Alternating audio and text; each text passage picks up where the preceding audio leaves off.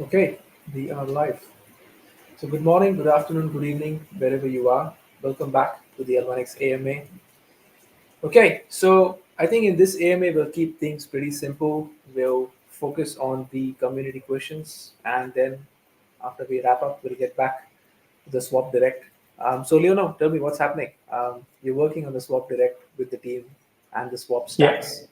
How's things coming up? yeah. The UI integration is completed.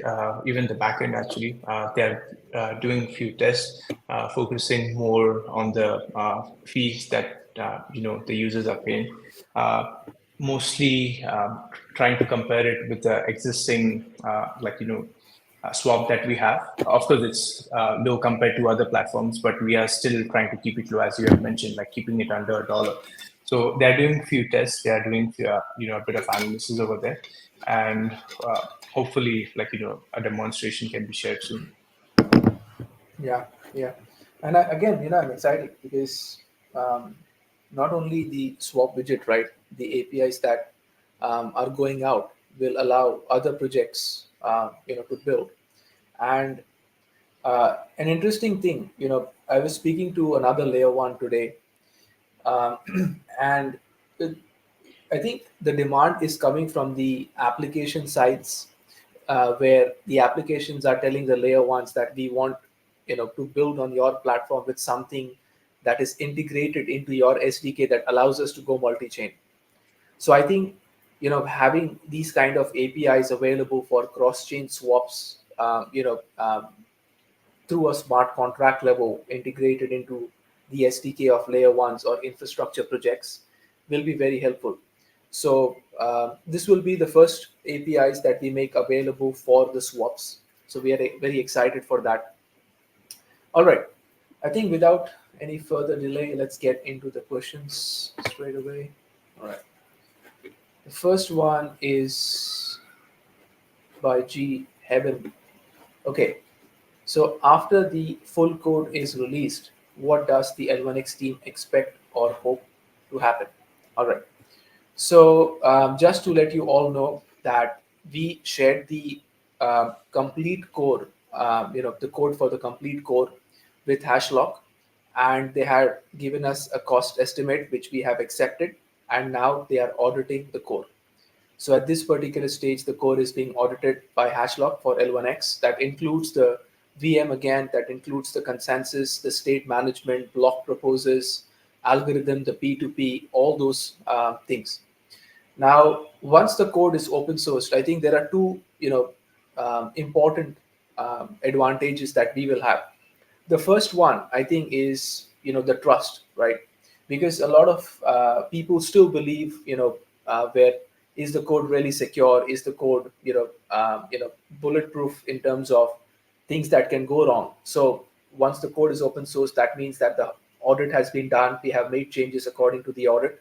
So that's one thing that will, instill, right, which is trust. The second one, and more important, is open source development from the developers. So we will we already have the improvement proposal model, if on the developer panel. So once that actually goes open source and developers can go in and start proposing certain things, that's where they can see the code, propose changes, and if the changes are accepted, it will be updated onto the core with peer reviews of the developers. So these are the two important things. From the timeline perspective, again, I'd like to touch upon this, which is um, Hashlock probably will come back to us with something in the next 2 weeks, 2.5 weeks, and I would give it a solid month of November, to make changes to the core as and when required. So sometime in December, we can open source the L1X core code to the people. So I'm excited for that. It will really demonstrate, what we have built to the developers out there as well. Yeah, of course. And apart from that, there's transparency things as well, and more so moving the features and the updates, to the community members or to the developers. So getting more decentralized as well in the decision making process. I think that's what will come out of it as well. Okay. The next one is by Skippy, which is ZeusTex, has been pretty much silent for weeks. What's happening as you guys are advising them, and Skippy also mentions that Master Chef is saying you want to bring the public or private sale down to 3 cents. You talked about it in an earlier AMA. All right. So first of all, we aren't advisors to ZeusTex, and I have nowhere mentioned that we are advising ZeusTex on like formally on anything, right? My advice typically comes from the fact where okay, they require a specific feature. What is the best way to solve that problem? That is the only way, and that's a technology advice that. And I wouldn't say an advice. That's a recommendation because the code is built by us. So in the earlier stages, we do have to make recommendations. So that's what is happening there. Um, I think, as far as I understand, they are definitely working on the balancer pool side of things. According to the last update that I had, we have given out the code, to some of the devs that they've got. But if you want more updates from them, you reach out to them, and if they are not replying back, I will again put in a word so that they go and reply back. I can do that, right? Okay. So the next one is we want to bring the public sale and private sale price to 3 cents. Okay. So over the last 1 week, I've been speaking to the advisors, and we are formulating a strategy, and I don't want to give out a lot on this yet because there are 3 to 4 different ways to do this.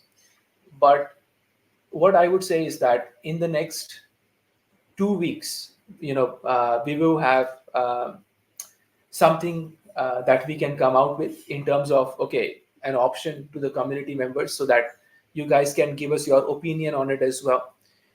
It could, so it is moving towards more towards like a bonus and a rights issue mechanism, like how they've got it on listed companies, right? But once we have more details on it, once we cement out 3 to 4 different strategies that we want to narrow down to, we will come back to the community and present those strategies. Okay. So the other one is, there is a big question. I'll go through that at the end, but let's look at the other one in the meanwhile. Okay, can you make a promotional material describing the main features of the L1X that could, we could do advertising to? Um, okay, now we'll take the staking questions, once and for all. But we do have advertising materials already available, and we've got certain pitch decks that we've prepared. That I had prepared specifically to speak to the advisors, and the advisors needed it to speak to the institutional investors as well. So we have a deck, and out of that, we can definitely take out screenshots and provide it to you. So what I'll do is Leonel has the deck as well.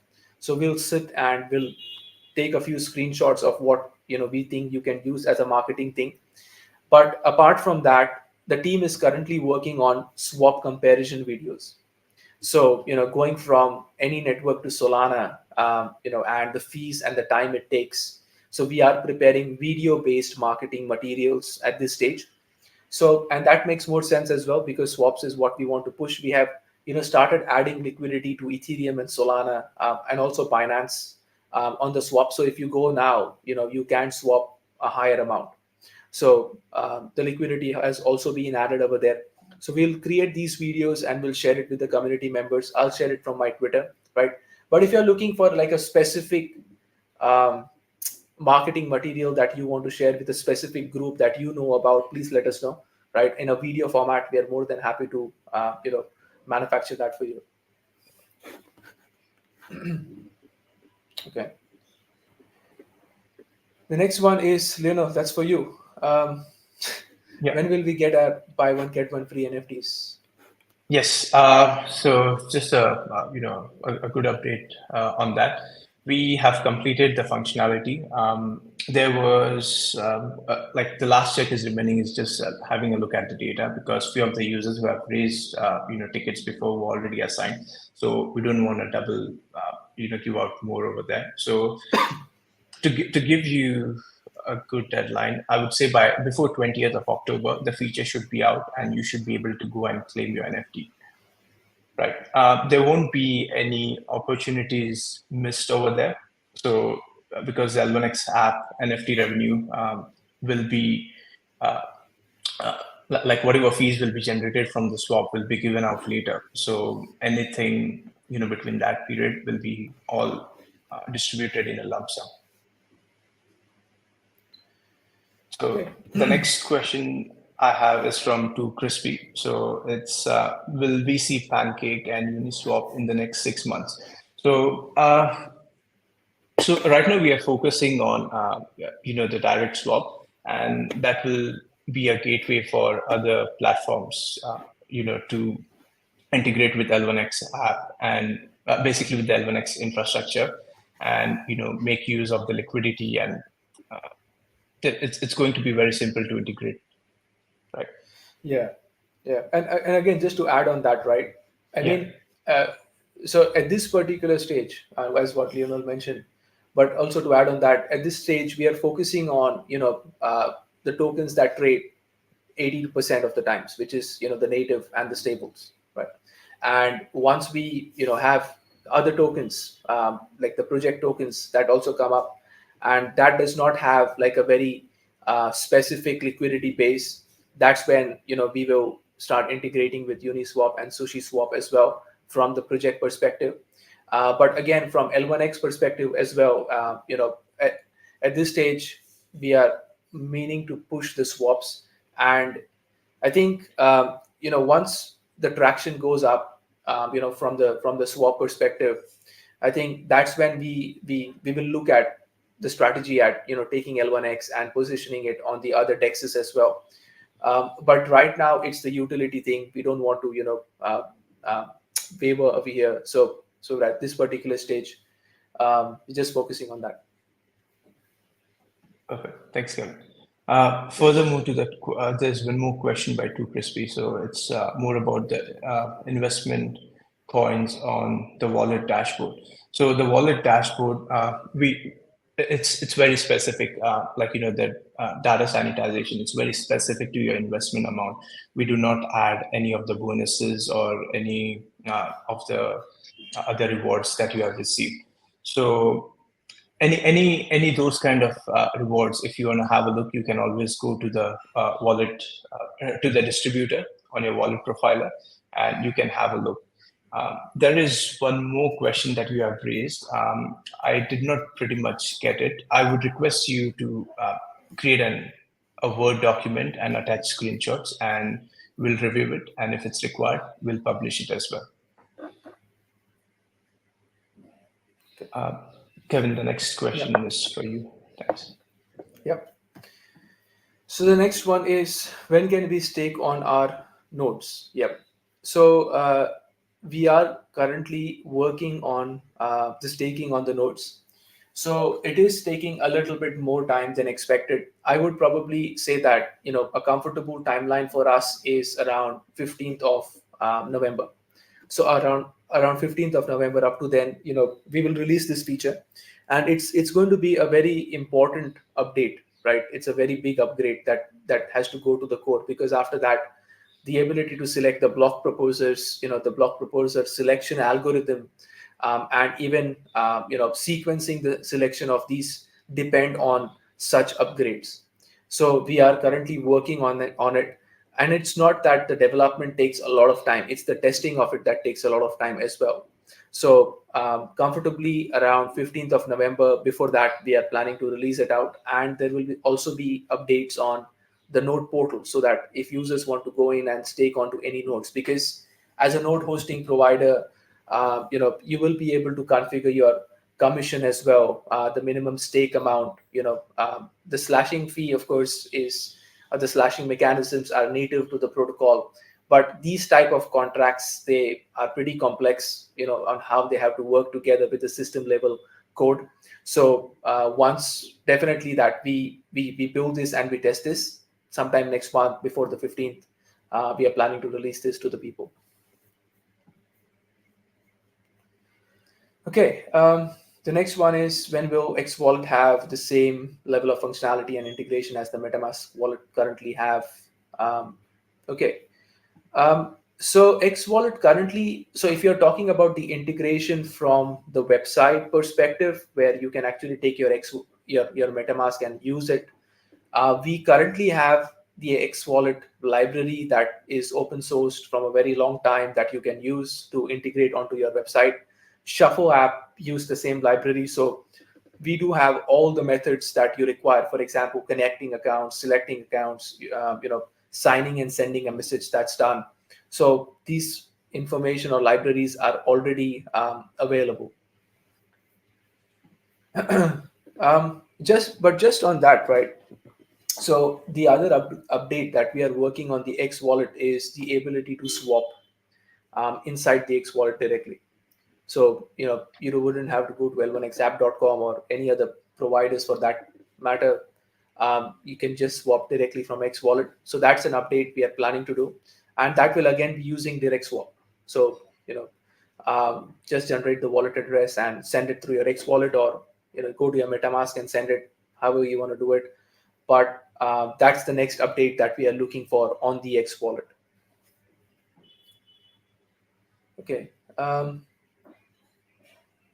Yes, the roadmap hasn't been updated. We are aware about that, and we will update the roadmap before the 20th of this month. Will The only reason is things are pretty dynamic at this stage. Like, it's moving so quickly, everything is positioned towards the swaps.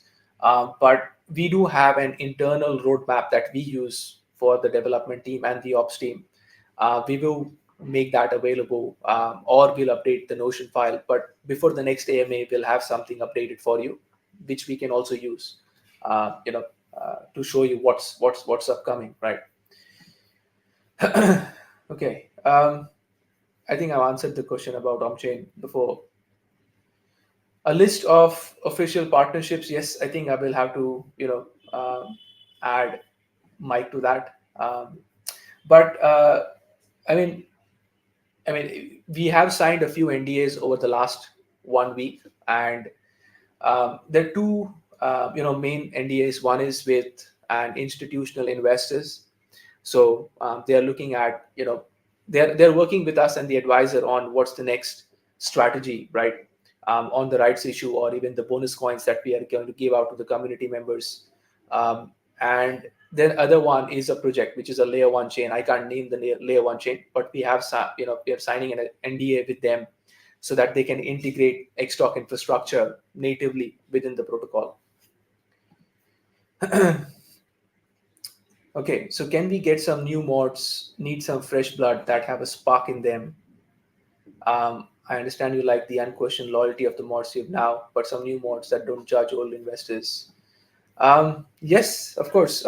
If you know someone, and if you would like to recommend someone as a new mod, we are more than happy to look at them. But I think Super Beans and Heather, they're doing a good job. Uh, Sometimes, yes, things go overboard, even with them, right? But I think they're pretty hands on. Like, they worked with us for a very long time now, and Leono mainly has discussions with them. Yeah. On a weekly basis. I speak to Beans as well regularly, through chats. Um, yeah, so if you do have any recommendation of getting the new mods, we're happy to do that. Maybe what would be a good idea is getting a new mod for the swap, right? So I think we can definitely look into that. Okay. Is there a Cody replacement in the near future, and will be there more of the live spaces interviews that he was hosting with regular guests? Um, at this stage, okay, so it's a good point, right? And I want to bring people on board that have some form of previous experience, doing something like this. And with the current inflow of new people, we've got someone like Jai Dhalawal who's been helping us on the strategy for rights issue, bonus issue, right? He's helping us over there. And there are two more people, advisors that are intending to come on board. One is a VC himself. So with regards to the ops and marketing, a lot of the ops is handled in-house, but with the marketing, um, I'd like to probably, my strategy is, to move more into working with someone that we can trust, someone like, who's already got a project, who's got a good marketing, already at it, and doesn't have the feature that we've got. So we are looking at it more from the feature marketing rather than the protocol marketing itself at this particular stage. And for that, someone who's already got a product, has got a good community, base, wants to add this, you know, feature or swap tech, someone like that. Now, of course, while doing that, there definitely will be situations where we come across people that are great at what they do but never got the opportunity to express it. We are always open to working with someone like that, but at this stage we are closing in a little bit more so that we can keep a check on each other's work better that way, and then bring in people to advise us on certain things. So yes, if we do come across someone who's great and needs an opportunity to express themselves, we will definitely look at that. But more so to do with the fact that we want to work with some product or agency or company that has already demonstrated that they can do well, rather than just on a performance basis again. Okay. Can you please give us an update on the hackathon and the 500K prize money? Um, I think the hackathon projects are still not completed. Like, I haven't seen any hackathon project being finished yet. Um, and that also puts us to this question where what about the top 20 projects, right? Top 8 and the top 20 projects. Now, one thing to clear, that the hackathon was never supposed to be in the top 20 or top 8, assumption. The hackathon was an independent model that we built for projects to be building on us. But to getting the top 8 to top 20 projects, that's another strategy in itself, and which we are already following. For the hackathon, we are not pushing for that as of yet. As I said previously, we are only focusing on the swaps. We are focusing on making sure that the direct swap is launched, the liquidity is added, APIs are created, and we just push that initially. So once we finish that and get some air, come out and get some air over it, then we will go back to the hackathon phase and see, okay, how do we take what we already have now, or where we know that, okay, projects require the cross-chain features integrated seamlessly into their applications. So apart from the APIs, what more can we do?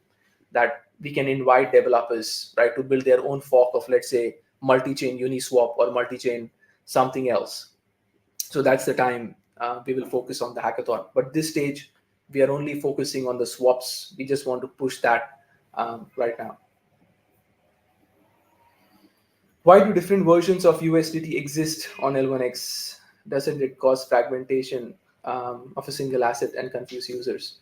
As I mentioned, that was a project decision by ZeusDex that has nothing to do with L1X.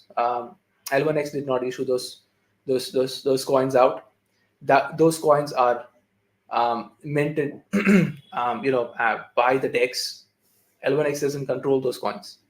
So we don't have a stable coin. L1X itself doesn't have a stable coin, right? Those are project specific coins made for the use cases that the DEX feels is best for. Apart from that, L1X does not have stable coins. Okay.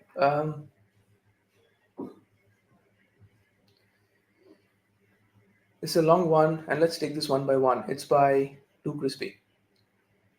Okay. I think I've answered this, but anyways, let's go through it. Where did the $3 million get spent? It doesn't make sense. You spend the whole of 3 mil marketing budget and there was nothing to show. There was no outbound marketing. Okay.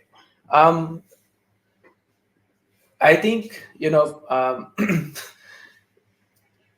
the marketing agencies are very expensive. I'll give you a small example. We spent around $150,000 to get an archive of emails that could be used for marketing purpose that the agency recommended.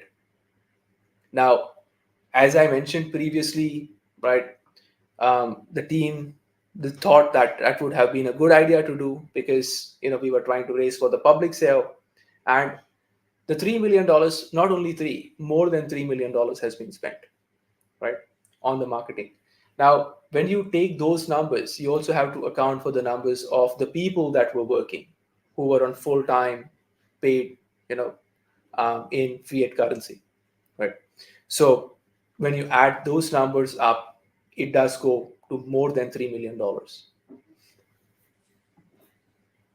Okay.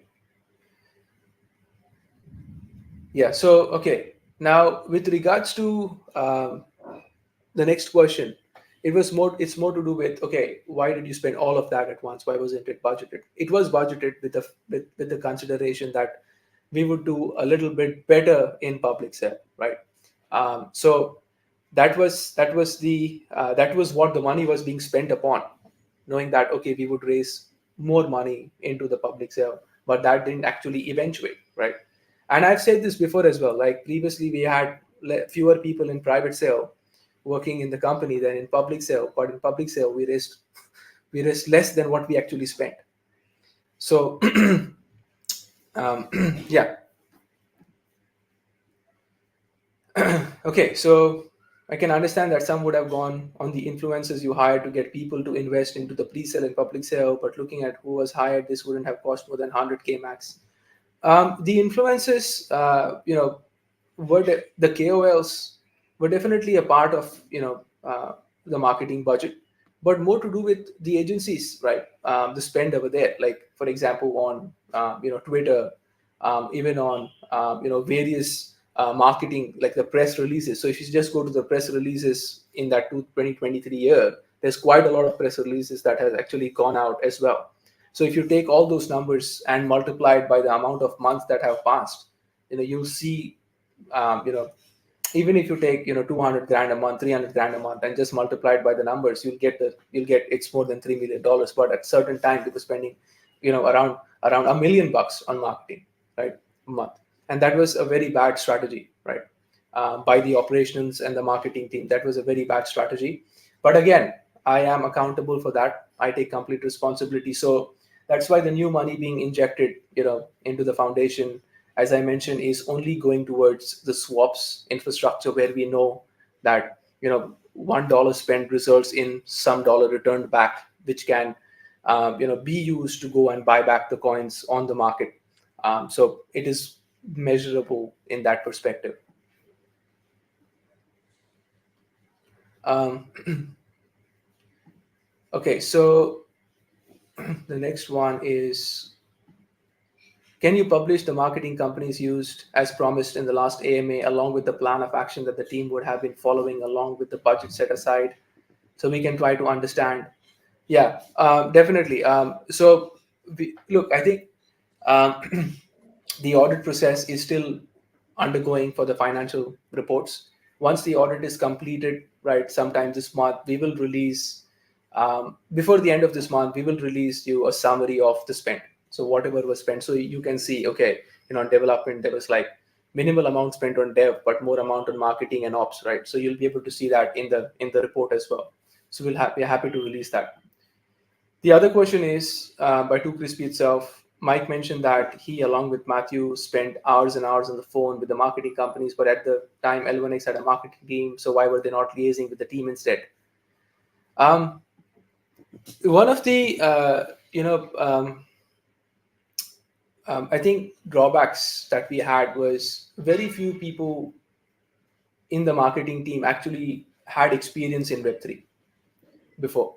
And that's not to say that there is any question on their efficiency, or the level of work that they can do. But these marketing agencies, as well, were very reluctant in performing, or were unable to perform and deliver what was required. So, and the reason I think Mike and Matthew were on the call with them is to make sure that they are on top of the situation at all point in time. Because with us, during the public sale time, we had a few months where they were liaising with the agencies mainly, and the marketing team was focusing on generating the content that was required and push that out. Um, so yeah, I do think that there were quite a bit of back and forth between the marketing team and the agencies to get the content and the structure right, but it was an always evolving thing with the content and the structure as well, where it wasn't nailed down that this is what exactly were to follow. So there were a lot of content being released without a specific output in mind. So that definitely added up to the backlog of spending. So that being said, right, and now that we've got a leaner team that we are focusing on, you'll see that the whole mechanism is trying to move towards a profit generating, um, you know, very unusual for a layer one. But at this particular stage, and to be the last man standing in the interoperability space, we have to make sure that um, you know um, we move into a revenue model where instead of raising capital every time, right, our revenue model is so strong that the foundation can sustain on it, and the revenue model itself can take over maximum allocation, for buying of the coins. So that's where we are actually trying to focus upon. And with the new swap updates that we are releasing, you'll see that that is our focus right now. And with the revenues coming in as well, we've already started doing some a growth in the swap numbers. So I think our swap numbers have gone up, I think, like what, like, I think 700, 800% over the last 10 days, just by adding more liquidity to it. So definitely, once the dashboard is out, we are preparing a Tableau dashboard for you guys, where you can see the total swaps, the cumulative amounts, on the value swap. And we've done more than, I think, 100,000 swaps already from the last one year, right? So now that it's going to increase, let's say even 1,000x, right? That's a million swaps that we are expecting by the end of the year. Now, of course, that's a huge, humongous number to achieve, right? Considering the fact that the dollar value also has to be a larger number. So putting in the liquidity into the swap, we have seen that the average swap value have increased. Like we're getting swaps of $700, $800. And according to the stats, what we have seen until now in the last 10 days is majority of the swaps are coming in from Binance and Polygon, and they are moving out into Solana. So 30% of the swaps that are actually happening are moving out into Solana. And that may be given as well, because when you're moving out into Solana, that's the cheapest and the fastest to do it right now, even when you compare to dBridge and Allbridge, which takes, I think, 15 minutes if you go from Ethereum to Solana, or so. So we have recognized that we're not adding a lot of liquidity into Binance and Polygon. We are adding it into Ethereum and Solana, because we've seen the flow from Binance and Polygon into these networks out there. Where we compare with the other exchanges where Arbitrum and Optimism are doing great, with us, it's Solana at the destination that is doing great.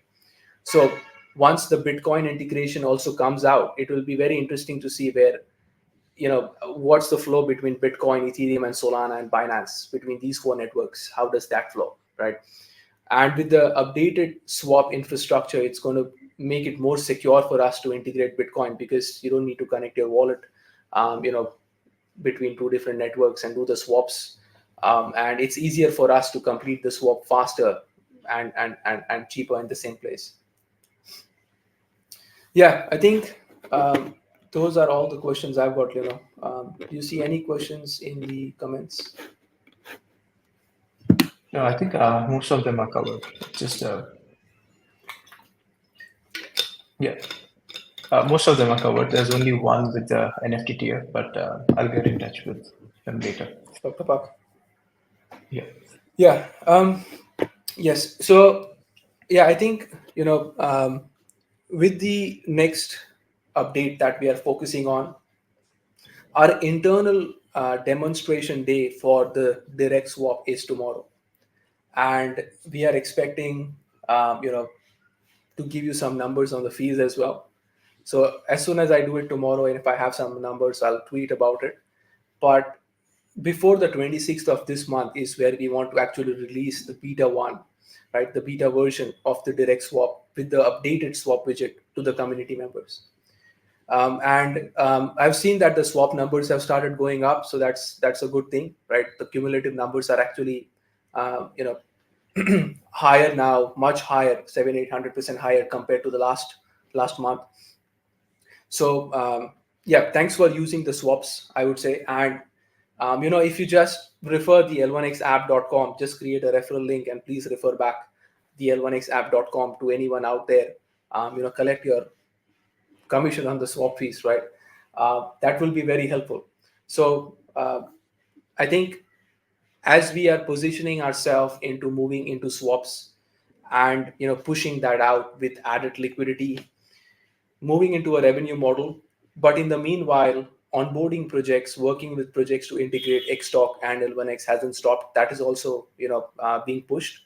But as I see it, over the next few weeks, once we even go out with the fact that, okay, what does the bonus and the rights issue look like, right? And at the same time, I'm trying to work with these institutional investors to raise capital, either through underwriting, or coming in directly into even the swaps that will help us to compete head on, with the likes of D-Bridge and the other guys. And thank you for the recommendation about the aggregators. We are working with two aggregators now to integrate L1X swaps in there. They did have a minimum swap value requirement as well. So I think by adding the liquidity, that worked. So if you have any other recommendation that we can use to increase the number of swaps, we are always open to it. Yeah, I think if you don't have anything else, we'll call it an AMA, and we'll see you in the next one. Eleanor, do you have anything to say? No, I think that's it. Once the swap is out, it's more of a product demonstration, and I think that's what we have to focus on.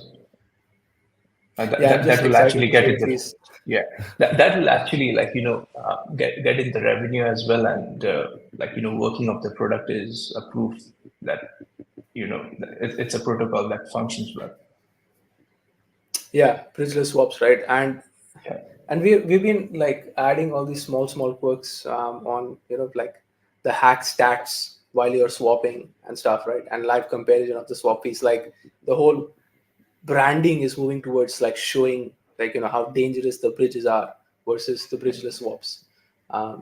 So yes, I think we've answered most of the questions that we had over here, and I hope I can show you the demonstration of direct swap next week. If not, don't hold me to it. Before the 26th, we will release the beta 1. Yes, I think it was a good, quick AMA. We answered most of the questions. But if anything, we have Super Beans and Heather, our super champions on Discord, answering most of the questions out front. If you have any more questions, please reach out to us. And, thanks for joining in. Bye. Thank you.